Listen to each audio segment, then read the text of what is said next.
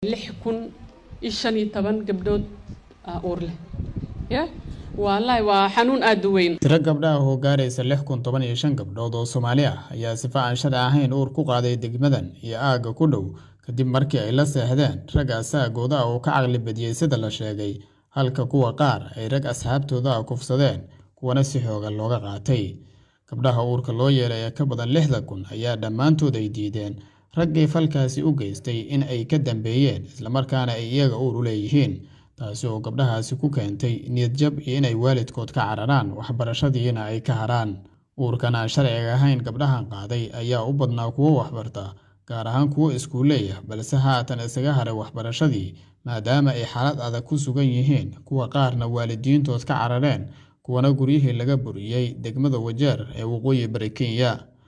wakiilka waxbarashada ismaamulka Wajeer xildhibaano iyo haween kale ayaa ka waramaya dhibaatada gabdhahaasi ku dhacday 6,015 gabdhood uur leh ya wallahi waa xanuun aad u weyn gabdhahan waa gabdhii bulshada noo shaqayn lahay 6,000 waa generation idaala run ahaantii ya aad baan ugu xanuunsaday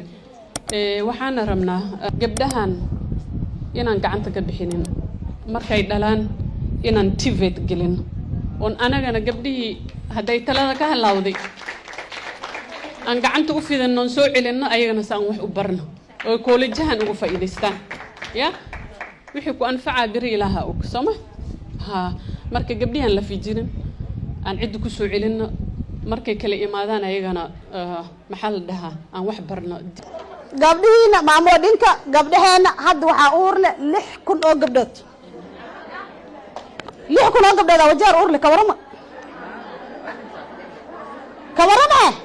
6,000 oo gabdhood ayaa Wajeer uur leh waxaan uur u leeyahay sababtoo ah gabdhaha lagama warqabo mid 6,000 boqol ka taa boqol gabdhood ma gaar isku hooyo dhabool la jir kuwan kala qara 6,015 ma maqlaysin gabdhaheena aan ka warqabna dircay xirna intay ka keentaan dhahana leerka lipstick waxa la ma jiraan soo muslimadeen waxaan isku gudu waxaan intuu afuriyaal guduudina wax dhiig lacag waak maarteen ma maqlayna misana iska hadlay ma maqlaysin gabdhaheena aan ka warqabna gabadha anigii foolan aswiila xoogaas leedahay ma jirto sharciga hadda dhawaana waa la bedelay wixii la dhaay wiila amkis gabar xee wiila la xiraa ma jirto haday 15 isli waa laba dambile isla iidan waa xoogtay asna waa xoogay labada mas'uul isla xiraa mas'uul isla dayna ya midda samee gabdhihiina ka warqaba wiilishiina ka warqaba gabdhaha markii la soo xooga sidii ma aragtay ayakoo oo dad xabayaan aan aadin isbitaalka oo la soo daawanin tafadal laakiin dadka kala oo gabdhaha markii la soo xooga mis ataa dhawaanahan wiilish markii la faraxumeeya isbitaalka la aada tafadal dadka professionalka dhaqtaryaasha iyo dadka ma aragtay bixinayaan counseling ha loo dhaafo sidoo kale gabdhaha la ureeyay ayaa laga codsaday in ay waxbarashada iyo guryahoodii ay dib ugu soo laabtaan aysan niyad jabin iyaga iyo gabdhaha kalena looga digay